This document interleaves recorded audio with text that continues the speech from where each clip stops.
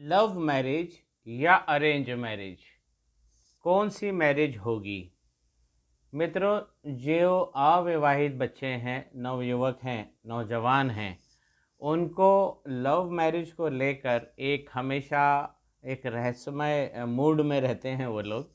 और ये ज़रूरी है नवयुवक ये जान लें कि लव मैरिज और अरेंज मैरिज जिम्मेदारी दोनों बराबर में होती है।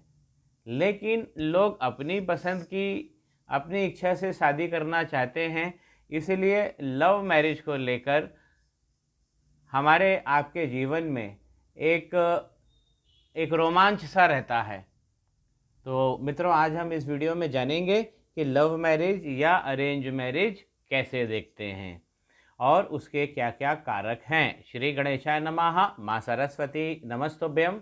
नमस्कार मित्रों, आप सभी का पाम ब्लॉग जो चैनल आप देख रहे हैं इसमें स्वागत है। इसमें जीवन ज्योतिष और अध्यात्म की बातें की जाती है और उसका मंथन करके अमृत निकाला जाता है, ताकि आपका हमारा जीवन कुशलता और कार्यक्षमता में बहुत ज़्यादा हो और सफलता की प्राप्ति निश्चित हो। लव मैरिज को सबसे पहले मैं देखता हूँ। देखिए, लव मैरिज जब भी किसी दो प्राणियों में, जातक और जातिका में लव होता है, तो सबसे बड़ा कारक होता है चंद्रमा। क्योंकि लव एक फीलिंग है और वो फीलिंग आपके मन मस्तिष्क में होनी चाहिए। तो मित्रों, सबसे पहले देखना चाहिए, देखिए गुरु का पर्वत तो होता ही है, ये इसके इन्हीं के अधिकार क्षेत्र में आता है, लव मैरिज हो या अरेंज मैरिज हो। क्योंकि गुरु टॉनिक होते हैं हमारी गृहस्थी के, और दाम्पत्य जीवन के प्रथम आचार्य भी गुरु ही होते हैं। लेकिन चंद्रमा क्यों इतना ज़रूरी है? मित्रों, चंद्रमा इसलिए इतना ज़रूरी है क्योंकि जो लव होगा और लव की जो फीलिंग होगी, जातक जातिका जब मिलते हैं तो भी लव होता है, और जब वो अपने अपने घर चले जाते हैं तब भी एक फीलिंग को लेके जाते हैं। वो फीलिंग दूसरे दिन तक बहुत प्रबल होती है, दूसरे दिन फिर वो लोग डेटिंग करते हैं। मित्रों, मैं गलत नहीं मानता हूँ लव मैरिज को, लेकिन मैं ये ज़रूर बोलूँगा कि घर वालों की सहमति से हो जाए तो फिर बल्ले बल्ले।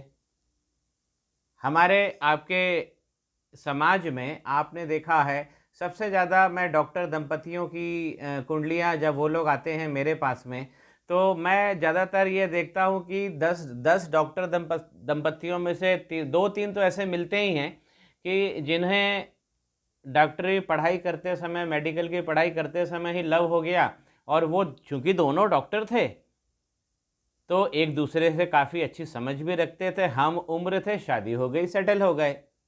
तो ज़्यादातर लव के मामले मुझे ये देखने में आते हैं कि जो सफल मामले हैं लव के, वो अपने ही कार्य क्षेत्र में व्यक्ति काम कर रहा है, जातक जातिका काम कर रहे हैं, लव हो गया और शादी हो गई और सेटल हो गए, और एक अच्छी आदर्श जोड़ी बनी।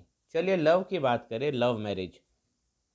तो लव मैरिज के लिए सबसे पहले आपका चंद्रमा बहुत अच्छा होना चाहिए, निष्पाक और बिल्कुल निश्चल होना चाहिए। क्योंकि चंद्रमा अच्छा रहेगा तब ही प्यार की भावना और प्यार की जो अनुभूति एक दूसरे के प्रति होती है, और जब वो लोग दूर चले जाते हैं कुछ देर के लिए, तो एक बेचैनी सी होती है, एक दूसरे को फिर से पाना चाहते हैं। ये चंद्रमा, क्योंकि चंद्रमा हमारे मन है। लोग कहते हैं लव जो है वो दिमाग पे चढ़ जाता है, दिमाग पे चढ़ के बोलता है। प्यार का कुछ लोग प्यार का भूत भी बोल देते हैं। चलिए, ये तो एक शब्दावली की बात हुई, लेकिन प्यार की जो अनुभूति है, उसकी जो आवृत्ति है, बहुत गहन होती है मित्रों, और इसके लिए चंद्रमा निष्पाक होना चाहिए। तो मित्रों, सबसे पहले जो नौजवान हैं, जो लोग लव मैरिज के बारे में जानकारी लेना चाहते हैं, सबसे पहले अपना चंद्रमा देखें। चंद्रमा पे कोई दाग धब्बा ना हो, कोई कट ना हो, क्योंकि ये अगर कट या दाग धब्बा हुआ, यहाँ से चंद्रमा अगर पिघला हुआ है, मेल्ट हो गया है, टेढ़ा मेढ़ा हो गया है, तब लव मैरिज की पॉसिबिलिटी बहुत कम हो जाती है। आइए देखते हैं। दूसरा जो सबसे बड़ा कारक है वो है, मेन कारक तो यही है, लेकिन चंद्रमा मैंने पहले इसलिए ले लिया कि चंद्रमा बहुत जरूरी, क्योंकि वो मन है। लव जाएगा कहाँ, लव रहेगा कहाँ, उसकी अनुभूति होगी कहाँ, उसकी आवृत्ति होगी कहाँ, वो गहनता होगी कहाँ, वो गहनता में तड़प होगी कहाँ, मन में होगी। तो वो चंद्रमा करते हैं। तो चंद्रमा एक वो कारक है, वो लव के संरक्षक हैं चंद्रमा। आइए देखते हैं गुरु का पर्वत। अब गुरु के पर्वत पे जैसे यदि कोई क्रॉस का निशान दिख जाए, अगर क्रॉस का निशान है या कोई ब्लॉक बना हुआ दिख जाए, कोई भी ब्लॉक अगर गुरु के पर्वत पर है, तो वो गुरु की जो प्रॉपर्टीज़ है, गुरु की जो कारक क्षमताएं हैं, उसको हमेशा के लिए पुष्ट कर देता है। तो ऐसा क्रॉस का साइन या ब्लॉक का साइन ये एक एफडी के रूप में काम करता है। ये भावनाओं की एफडी होती है।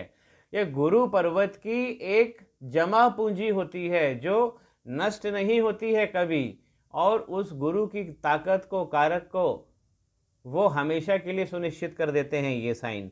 मैंने एक वीडियो पहले भी बनाया था, मेरे को अगर सुलभ हो जाता है नीचे प्लेलिस्ट में तो मैं आपको इसमें डिस्क्रिप्शन में डालूंगा। उस टाइटल को मैंने उसका टाइटल दिया था द बेस्ट लवर।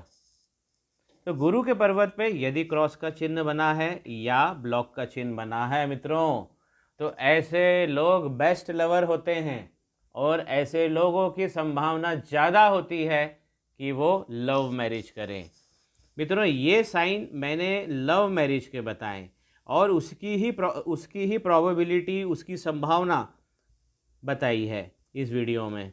अब अगर ऐसा मान लीजिए कि गुरु नॉर्मल है और उस पर कोई साइन नहीं है, कोई ब्लॉक नहीं है, बिल्कुल नॉर्मल है या औसत है या थोड़ा बहुत दबा हुआ भी है, तो लव मैरिज के चांसेस नहीं बनते। उसी प्रकार यदि चंद्रमा अगर यहाँ से कुछ उसके शेप में गलत हो जाए, उसका स्वरूप बिगड़ जाए नीचे से, क्योंकि चंद्रमा बिगड़ते हैं। देखिए चंद्रमा कहाँ से बिगड़ेंगे, चंद्रमा एक तो यहाँ से बिगड़ते हैं सबसे पहले और यहाँ से ढीले पड़ जाते हैं। ये स्किन ढीली हो जाती है यहाँ की और यहाँ की। तो अगर चंद्रमा पे थोड़ा बहुत भी ढीलापना है या उसके स्वरूप में, उसके जो खिंचाव है, जो उसकी हम कहते हैं कि जो उसकी फ्लैक्सिबिलिटी है, उसमें अगर कहीं कम क्षमता आपको दिख रही है तो अरेंज मैरिज होगी। उसी प्रकार मैंने आपको बता दिया, गुरु का पर्वत दबा हो या ऐसे क्रॉस के साइन ना हो या ब्लॉक ना बने हो, वर्ग के साइन ना बने हो, तो मित्रों ऐसे दशा में अरेंज मैरिज होती है। मैरिज अरेंज हो या लव हो, मेरा ये मानना है कि मैरिज के उपरांत भी लव किया जा सकता है और लव होता ही है। हमारे माँ बाप लोगों की भी अरेंज मैरिज हुई थी और उन्होंने ये चीज़ें अनुभव करी कि मैरिज के बाद भी लव हो सकता है। बाकी नवयुवक जो है उनमें बहुत आकर्षण होता है लव को लेके। लव मैरिज में गलत नहीं मानता हूँ मित्रों। अब जब भी आप लव करें, लव मैरिज की कोई संभावना बनती है, हो सके तो घर वालों को ज़रूर साथ लेके चलें, इससे आप दोनों का जीवन अच्छा रहेगा। चलते चलते एक जानकारी और दे दूं मित्रों, जो लोग लव मैरिज के विरोध में खड़े हो जाते हैं उनके लिए मैं बता दूं कि सृष्टि का पहला प्रेम विवाह भगवान शिव और माता पार्वती ने किया था और उन्हीं को अर्धनारीश्वर की संज्ञा दी गई है। भगवान शिव और माता पार्वती की जो रसायन है वो अर्धनारीश्वर का रसायन है। दो शरीर है, एक आत्मा है, अर्धनारीश्वर है। आपको वीडियो पसंद आया होगा, लाइक कीजिए, शेयर कीजिए, कमेंट कीजिए, सब्सक्राइब भी कीजिए, आगे नोटिफिकेशन मिलते रहेंगे। श्री गणेशाय नमः। माँ सरस्वती नमस्तुभ्यम। बने रहिए, स्टे ट्यून्ड।